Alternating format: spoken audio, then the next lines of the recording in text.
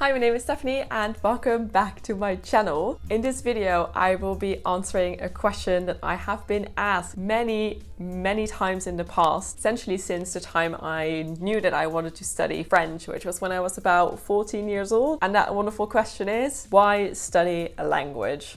Or literature for that matter. This question sort of comes with a lot of assumptions that people have about what studying a language actually is. So let's start by doing some myth busting. Another very common sort of follow-up question that I got was, why don't you just do a language course? Well, university does not equal Duolingo, or any form of language course that is out there is absolutely not the same as going to university. My bachelor's degree was definitely not solely focused on just learning French, as that is not the point of studying a language at university. Lots of people just assume that studying a language will be similar as what it was like when you studied a language in high school, where you were graded on things like listening, reading, writing and speaking, or at least that was the case in the Netherlands, which is where I went to high school. All of our language courses, we tend to be graded on these 4 competencies, and we did have like an occasional week that we would like read a book or watch a movie and have to like write a report on that, but generally we just had language courses, and uni is not like that at all. The second sort of follow-up question I used to get was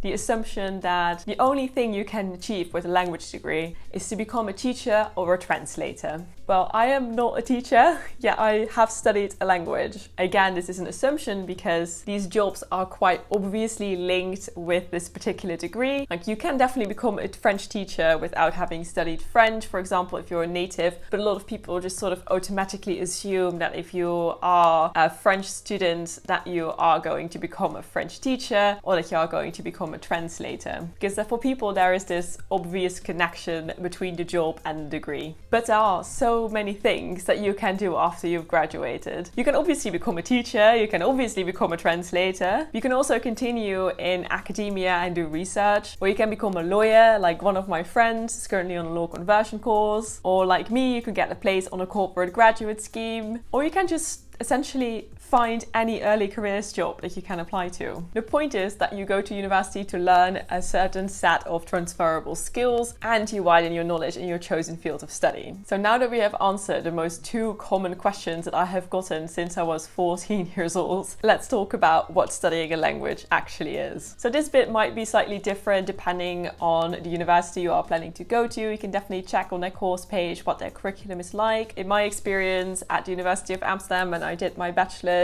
in French language and culture, this was sort of the way that it was structured. And I would say that my degree was sort of split between 2 main areas, literature and linguistics. To answer the grammar question, we did have some grammar courses in my university, but they became less and less common over the years that I spent in uni, and they were sort of more geared towards getting everybody on the same page as soon as we entered uni, because obviously my entering class came from anywhere within the Netherlands. We all went to different high schools and we all sort of had a different bit of knowledge about the French language, and they essentially just wanted to get us all on the same page. Apart from that, I didn't really have any further grammar classes whatsoever. This does not mean that you will not encounter any grammar, because I had to write all of my papers in French, and to do so I obviously had to use French grammar. And also for translation modules you will definitely need your vocabulary and your grammar knowledge to get a good mark. But enough about grammar, let's talk about literature and linguistics. So for the literature bit, generally what happened is that we had a module, we would cover a certain period in history and we would read works that were associated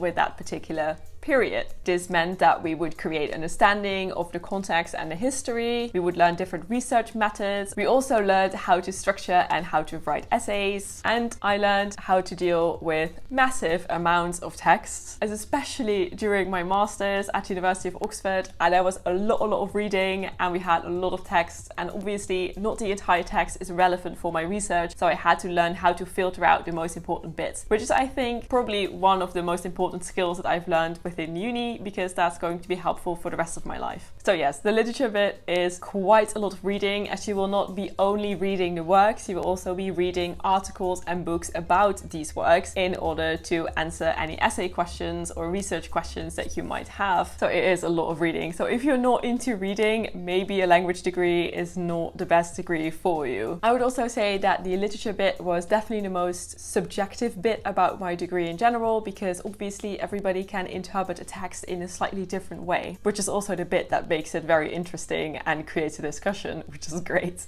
Then in terms of linguistics, so linguistics is more of a scientific approach towards language, which sounds very strange, but we have all encountered linguistics, and probably the most tangible example that I have for linguistics is when you grab a dictionary and you go ahead and look up a word. It will give you first the word that you're looking for, and then right after it will state something in weird little characters that look vaguely similar to the word you just looked up, and that is written in the phonetic alphabet. So that will actually tell you how to pronounce the word that you just looked up. But linguistics is way more than just the phonetic alphabet, but in essence it looks at the structure of language. It looks at why language is the way it is, which also means that it looks into its origins, which is quite interesting, I have to say. So linguistics has a whole lot of branches that specialize within different bits within linguistics, and it's very, very broad. So linguistics, I would say, is more the precise and objective part of studying a language, where literature is more of the subjective bit, if that makes sense. So generally, a bachelor's degree in a modern language will give you a broad understanding of anything language,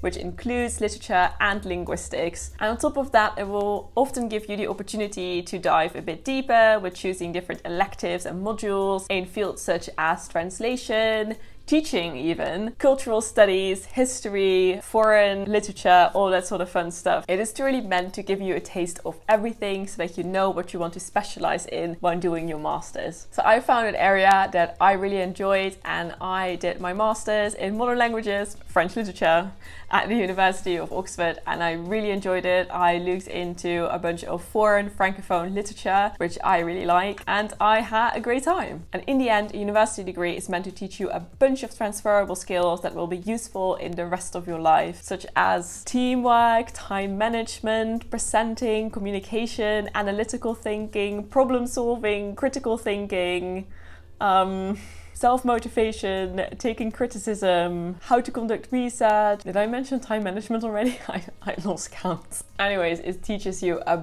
bunch of useful skills, and therefore a university degree is actually not limiting, as a lot of people see it as a very limiting thing to study a language. It's actually not. And honestly, by studying something that you truly enjoy, you will learn these transferable skills in a much more effective and efficient way, as you are looking into something that you truly are interested in. Please go study your passion. Don't let anybody else throw you off about studying a language, because in the UK you can definitely still become a doctor or a lawyer even after your bachelor's in a modern language. It's all possible. So thank you so much for watching this video. I hope this video answered your question about what studying a language what studying a language actually is. Please don't forget to like, comment and subscribe, and have a great day, and see you in the next video. Bye!